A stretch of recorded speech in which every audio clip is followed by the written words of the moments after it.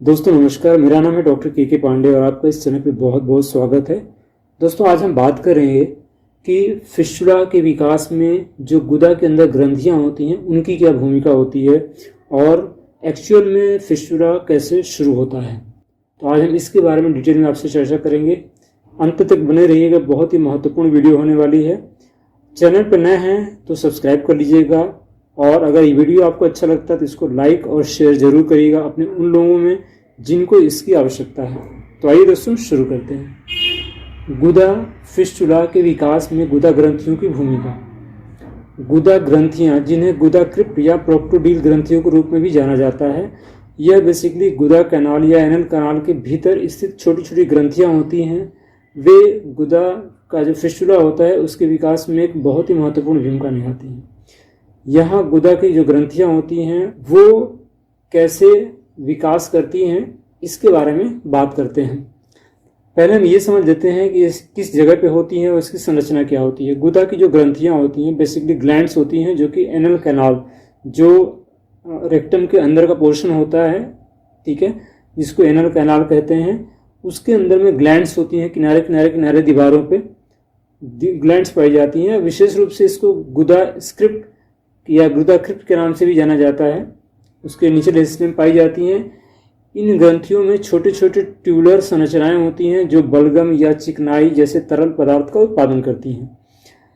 इसका काम क्या होता है कि बलगम का उत्पादन करना इसका काम होता है। गुदा की जो ग्रंथियां होती हैं जब बलगम का उत्पादन करती है तो इन मल को चिकना बनाने में या मल त्याग के दौरान जो गुदा की कैनाल होती है उसको चिकना बनाने में मदद करती है, ताकि इजी वे में बिना किसी घर्षण के आसानी से स्टूल पास हो जाए।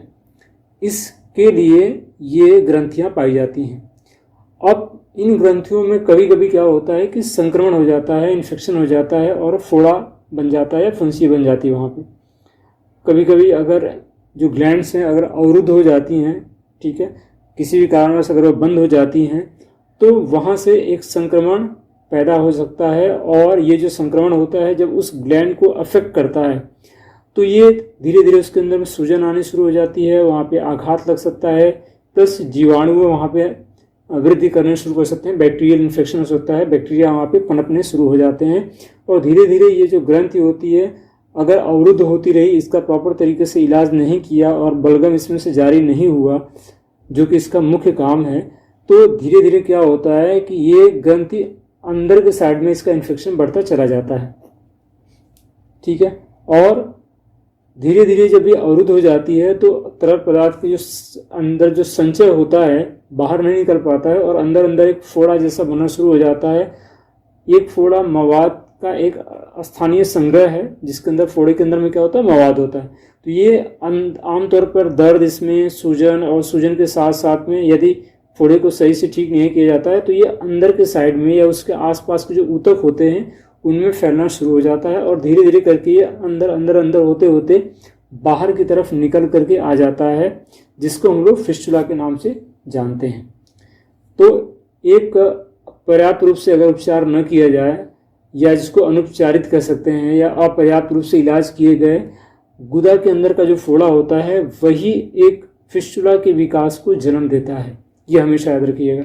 जैसे जैसे फोड़ा फैलता है, फोड़ा जो गुहा के भीतर दबाव जल निकासी के लिए कम से कम प्रतिरोध का मार्ग तलाशता है। यह हमेशा देखता है कि कहाँ से आसानी से वो जो गंदगी है उसको बाहर निकाला जा सकता है। तो जो अंदर अंदर होते होते क्या होता है कि वो सबसे नज़दीकी जो स्किन की लेयर होती है वहाँ से वो सारी चीज़ों को बाहर निकालने की कोशिश करता है और एक सुरंग जैसा बन जाता है अंदर अंदर, जिसे हम लोग फिस्टुला कहते हैं। जो संक्रमित जो गुहा है उसके आसपास की त्वचा को जोड़ देता है बाहर से अंदर की तरफ। उसमें से मवाद या अन्य तरल पदार्थ जो चल रहे उसकी जो भी चीज़ें होती हैं उसके अंदर वो धीरे धीरे करके बाहर की तरफ आनी शुरू हो जाती है। कभी स्टूल, कभी पस, कभी उसमें से पानी जैसा तरल पदार्थ निकलता है, कभी चिपचिपा जैसा निकलता है। तो ये सारी चीज़ें आनी शुरू हो जाती है। कभी कभी इतना छोटा होता है कि लोग इसको ध्यान भी नहीं देते हैं, बहुत छोटा ही होता है, लेकिन धीरे धीरे वो बढ़ता चला जाता है अगर उसका सही तरीके से ट्रीटमेंट न किया जाए तो। चूँकि वह एक ऐसी जगह पे होता है जहाँ पे जब भी ट्रीटमेंट किया जाता है तो न तो वहाँ पे आप बाहर से कोई चीज़ अप्लाई कर सकते हैं, क्योंकि अगर बाहर कहीं पे इन्फेक्शन होता है, घाव होता है, तो उसको हम बीटाडीन और दूसरी तरीके से डिसइंफेक्टेंट कर सकते हैं। लेकिन ये अंदर के साइड में होता है और इसको हम केवल सिर्फ बात के अलावा और कोई तरीका नहीं होता जिससे आप इसमें कुछ बाहर से उसके इन्फेक्शन को दूर करने की कोशिश कर सकते हैं। तो ऐसी कंडीशन में इसको ठीक करने के लिए प्रॉपर वे में कॉन्स्टिट्यूशनल मेडिसिन की आवश्यकता पड़ती है, खान पान का विशेष ध्यान देना पड़ता है, जो कि हम आगे वीडियो में बताएंगे। और प्लस कई सारी वीडियोज में हमने इस बारे में बात किया हुआ है, आप उन वीडियो को देखेंगे तो आपको ये चीज़ समझ में आएंगी। तो ये चीज़ समझ में आपको आ गई होगी।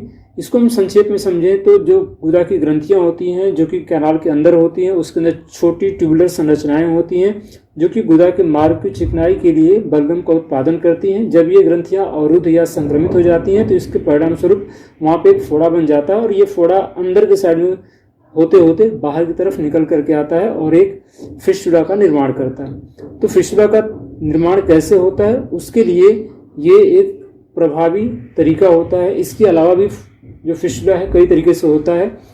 तो इस चीज़ को अगर आप देखेंगे तो आपको समझ में आएगा कि फिस्टुला का निर्माण हुआ कैसे। तो दोस्तों उम्मीद करता हूँ कि ये चीज़ आपको समझ में आ गई होंगी। अगर आपको चीज़ें समझ में आई हैं या अगर नहीं समझ में आया है तो आप मुझे कमेंट करिएगा, मैं आपको ज़रूर बताऊँगा कि इसमें और क्या क्या चीज़ें हम कर सकते हैं और कैसे कैसे ये अच्छे तरीके से इसको हम सॉल्व कर सकते हैं, कैसे होम्योपैथिक दवा से इसको ठीक कर सकते हैं। फिर मिलता हूँ आपसे एक और इन्फॉर्मेटिव वीडियो में, तब तक अपना ख्याल रखिएगा। जय हिंद, जय भारत दोस्तों।